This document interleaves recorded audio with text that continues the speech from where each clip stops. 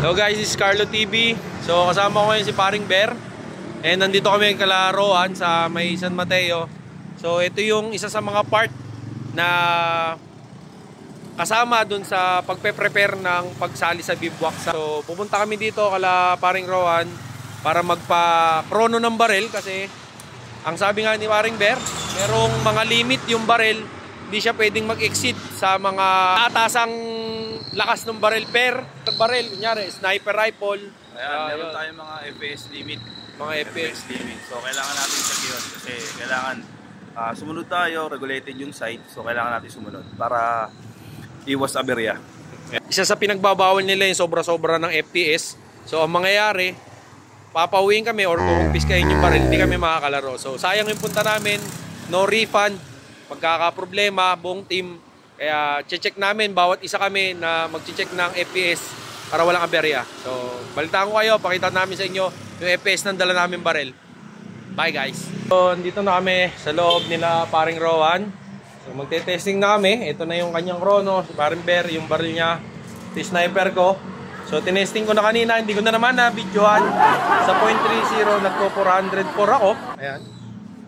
So, tetestingin ko ngayon sa 2.0 para malaman namin. Kasi ang regulated na FPS lang ng sniper rifle is 550. Tama ba, pare?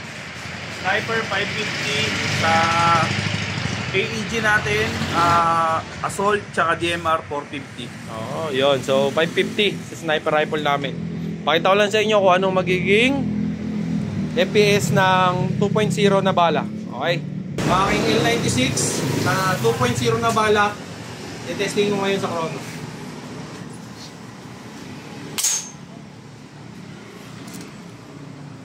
.442. So 442 sa unang try.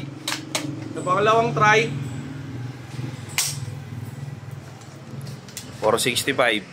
465. Sa 2.0 po yan ha. So 487. 487. Pang-apat na try 488. So ibig sabihin, pasok siya. Okay. Balikan namin kayo para yung G36 ko tsaka M4 nya. Yun na masusunod namin testing. Ito, testing natin sa .28. So ito yung G36, tetestingin ko sa bala na 2.8 or 3.0. Hindi ko kasi alam kung ano yung nakakarga dito, pero for sure naman 2.8 or 3.0 lang to.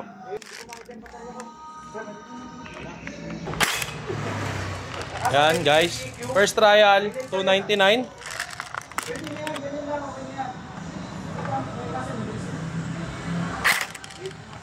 Second trial 295. Third trial 291.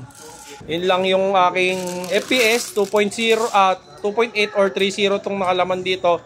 Hindi ko na siya pinalitan. G36 pasok to. For sure. Yun nga. Next na natin si Boss Bear. Para malaman natin kung sure na yung mga baril namin. Kasi ayaw namin magka-aberya doon sa mismong laro. Yun lang. Nagka-problema si Bear. Ito, problemado. Ilan yung ano? Ilan yung ano mo, pre? Ilan yung ano mo? 390. 390 sa? 390 sa .28. Pero pag sa .20, 430 lang siya.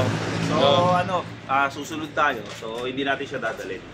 Dadalhin? Pwede mong dalhin. Pa-adjust mo nga lang. So ito na lang yung dadalhin natin. Baldahin mo muna yung ano siya. Baldahin mo. M249. M2.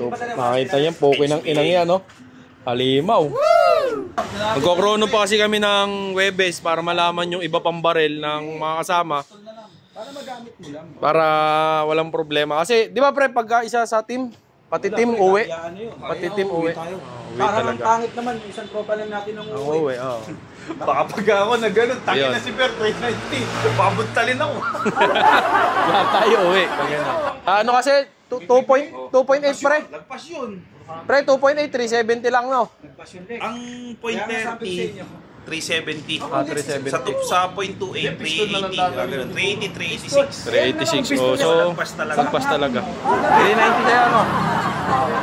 390 siya sa point 28. So ayun, lagpas. Pero sa 2.0, 420 lang siya, 430. So ang kronohan kasi doon, kung ano yung mismong gagamitin mong bibis, yun yung chrono test natin. So hindi siya ubra.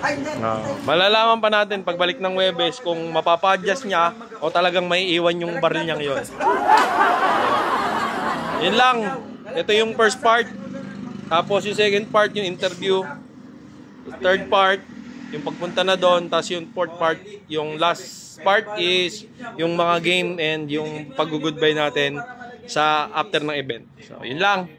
Kita-kits tayo ulit sa ibang video pa. Bye!